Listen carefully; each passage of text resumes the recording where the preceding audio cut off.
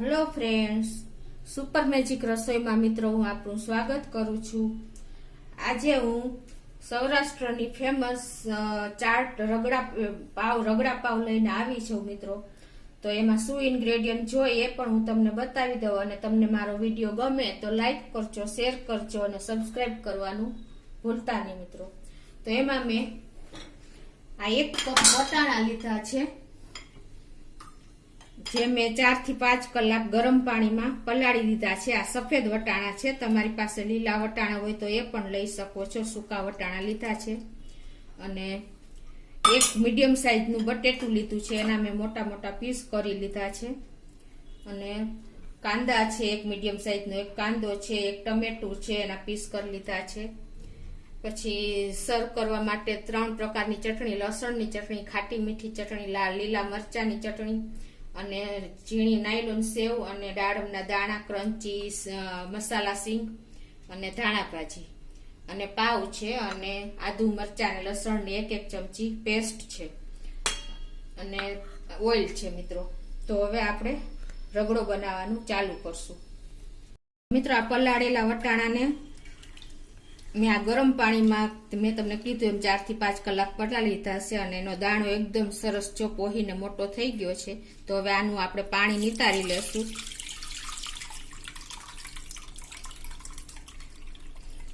અને આને આપણે કુકરમાં બોઇલ કરવા મૂકી દેશું, એટલે કે બાફવા મૂકી દેશું। એમાં આપણે 1 ચમચી, અડધી ચમચી જેવી હળદર અને 1 ચમચી જેવું મીઠું નાખી દેશું।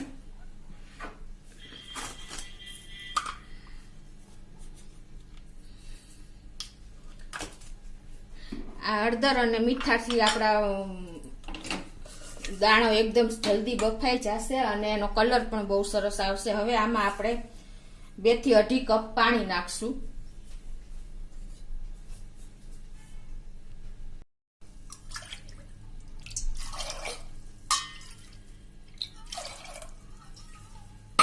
એમાં મીડિયમ સાઈઝનું જે એક બટેટું છે એના મેં પીસ કરી લીધા છે, એ આપણે નાખી દેશું। આનાથી બટેટાથી મિત્રો આપણો રગડો એકદમ સરસ બાઇન્ડિંગ આવે છે અને ઘટ થાય છે અને ક્રન્ચી પણ લાગે છે।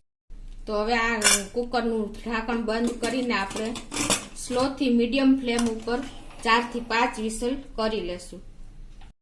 તો ફ્રેન્ડ્સ, આપણે વટાણા અને બટેટા મુકાઈ અને 5 વિસલ થઈ ગઈ છે અને એનું પ્રેશર પણ નીકળી ગયું છે કુકરનું। તો હવે આપણે ખોલીને જોઈ લઈએ તો તમે જોઈ શકો છો કે આપણા વટાણા અને બટેટા બંને એકદમ સરસ બફાઈ ગયા છે। હવે આપણે રગડો તૈયાર કરશું। એના માટે આપણે ગેસ ઓન કરીને પેન મૂકશું, એમાં 2 ટેબલ સ્પૂન જેવું આપણે ઓઇલ નાખશું।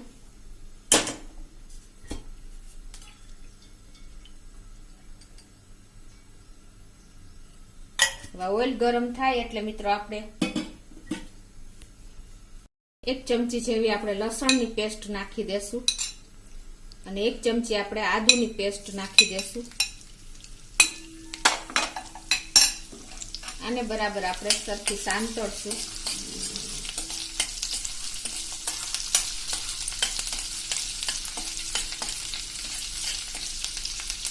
હવે એમાં આપણે એક મીડિયમ સાઈઝનો મેં કાંદો લીધો છે, એ નાખી દેશું, ઝીણો સમારી નાખ્યો છે।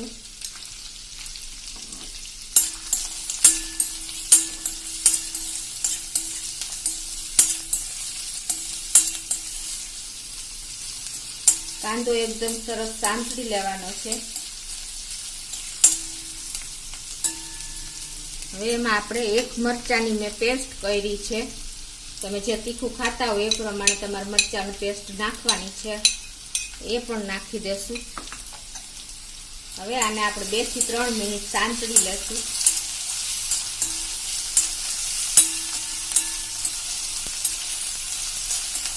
ગેસની ફ્લેમ મિત્રો મીડિયમ જ રાખી છે।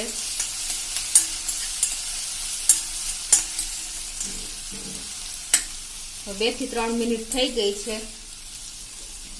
હવે એમાં આપણે મેં એક મીડિયમ સાઈઝનું ટમેટું સમાર્યું છે ઝીણું, એ નાખી દેશું.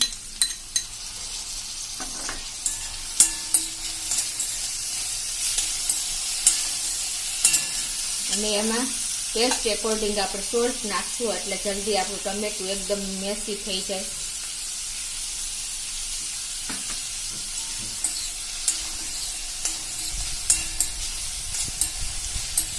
હવે આને આપણે 4 થી 5 મિનિટ થવા દેશું એટલે એકદમ ટમેટું ચડી જાય આપણું.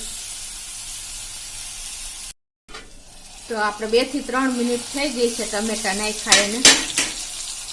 તમે જોઈ શકો છો કે આપણા ટમેટા પણ એકદમ સરસ ગળી ગયા છે. આ રીતે આપણે એને મેસી કરી લેવાના છે એકદમ.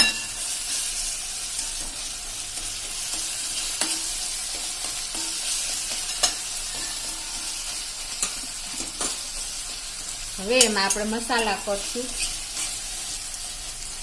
એકદમ સરસ તો તેલ પણ છૂટું પડી ગયું છે. હવે એમાં આપણે અડધી ટીસ્પૂન જેવી હળદર નાખી દેશું. 1 ટીસ્પૂન કાશ્મીરી લાલ મરચું નાખશું. મરચાંને હિસાબે મિત્રો આપણા રગડાનો કલર બહુ સરસ આવે છે. 1 ટીસ્પૂન આપણે ધાણા પાવડર નાખી દેશું. અને 1 ટીસ્પૂન જેવો આપણે શેકેલા જીરાનો પાવડર નાખી દેશું. હવે આ મસાલા બધા આપણે 1 મિનિટ સાંતળી લેશું.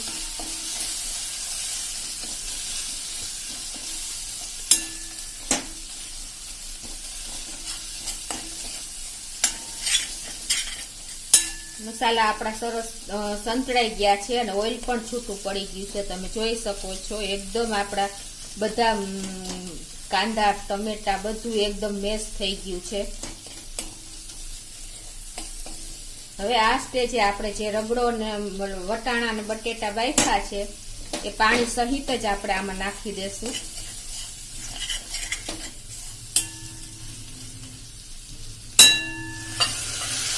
ગેસની ફ્લેમ મિત્રો આપણે મીડિયમ જ રાખવાની છે.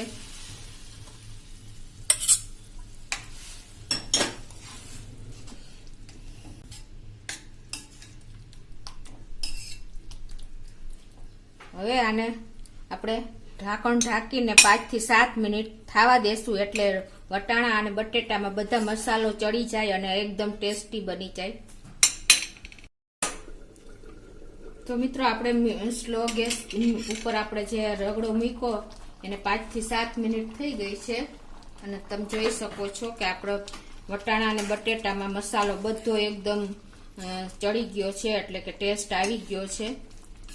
હવે આ સ્ટેજે આપણે એને મેશ કરી લેવાનું છે એટલે એકદમ સરસ તૈયાર થઈ જાય.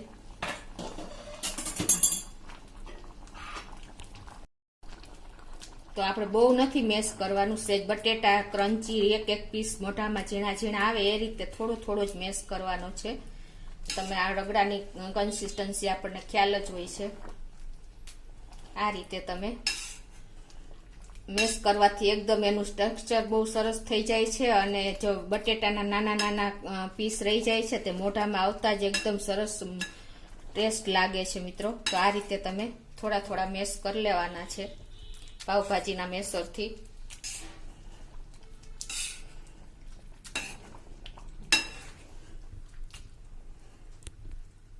તો મેશ કરવાથી જો આપણા અધકચરા વટાણા અને બટેટા થઈ ગયા છે તમે જોઈ શકો છો.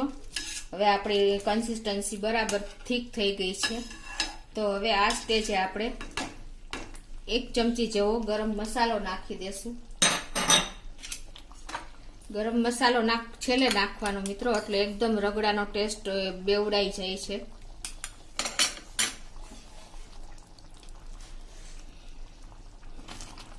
અત્યારે આપણે જોઈ એવી જ ગ્રેવી તૈયાર થઈ ગઈ છે રગડાની.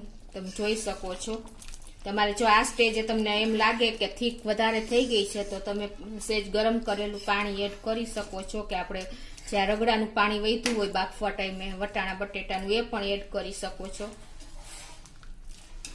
અત્યારે મારી ગ્રેવી બરાબર માપની જ છે મિત્રો. હવે આ સ્ટેજે આપણે ગેસ બંધ કરી દેશું અને એમાં ઝીણી સમારેલી ધાણા ભાજી નાખી દેશું.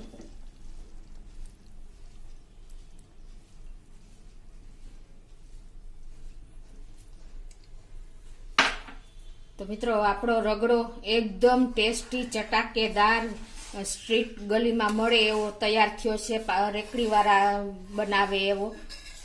મિત્રો એકદમ ટેસ્ટ અને સ્મેલ બંને લુક બધું એકદમ કન્સિસ્ટન્સી બધું પરફેક્ટ જ છે, તમે જોઈ શકો છો. વધારે થીક થાય તો મિત્રો તમને મેં કીધું એમ તમારે થોડુંક ગરમ પાણી કે જે વટાણા બટેટાનું પાણી થોડુંક વધારે હોય એડ કરી દેવાનું. હવે આપણો રગડો રેડી છે, તો આપણે સર્વ કરી લેશું. તો મિત્રો હવે આપણે રગડો સર્વ કરી લેશું. એમાં મેં પાવના આવી રીતે ચોરસ કટકા બધા કરી લીધા છે. આ 2 પાવ મેં લીધા છે, તમે જોઈ શકો છો, અને મેં પ્લેટમાં સેટ કરી લીધા છે. તો હવે આપણે બધું એસેમ્બલ કરશું. એના માટે મેં પેલા આપણે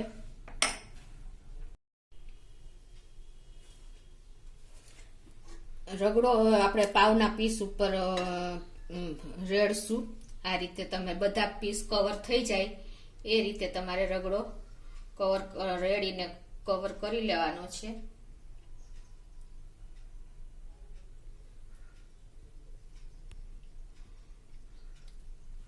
હવે એમાં આપણે આ ચાટની બધી ચટણીઓ છે, જે આ ગ્રીન મરચાની ચટણી છે એ આપણે સ્પ્રિંકલ કરશું.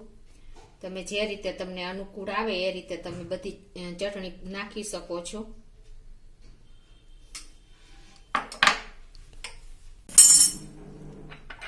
એની ઉપર આપણે આ ખજૂર આંબલીની મીઠી ચટણી છે એડી ખાટી મીઠી ચટણી છે એ નાખશું.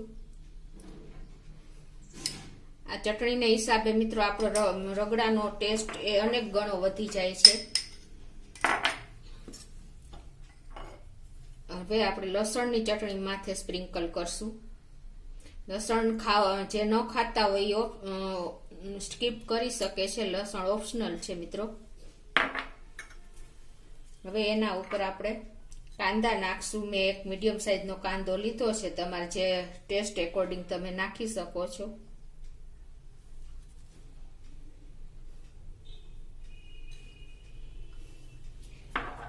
એના ઉપર આપણે ટમેટાના નાના મેં પીસ કર્યા છે એ પણ નાખી દેશું.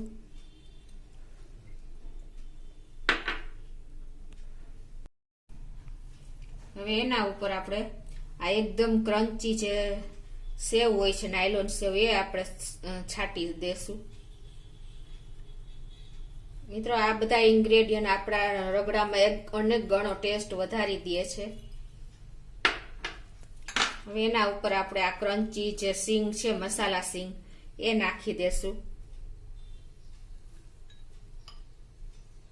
આના વગર તો મસાલો બધો રગડો બધો અધૂરો જ છે મિત્રો. હવે એના ઉપર આપણે દાડમના દાણા નાખી દેશું.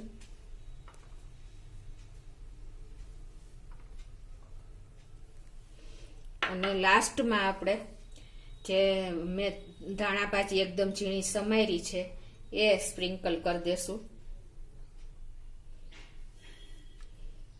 તો છે ને મિત્રો એકદમ ટેસ્ટી ચટાકેદાર બજાર લારી ઉપર મળતો રગડો એવો જ ટેસ્ટી બન્યો છે મિત્રો. તો તમે આ રગડો ખાશો ને તો તમે બજારનો રગડો ખાતા બંધ થઈ જશો. એટલો ટેસ્ટી એકદમ ચટાકેદાર બધી ચટણીથી ભરપૂર એવો બન્યો છે મિત્રો. તો તમને મારો વિડીયો ગમે તો લાઈક કરજો, શેર કરજો અને સબસ્ક્રાઈબ કરવાનું ભૂલતા નહીં.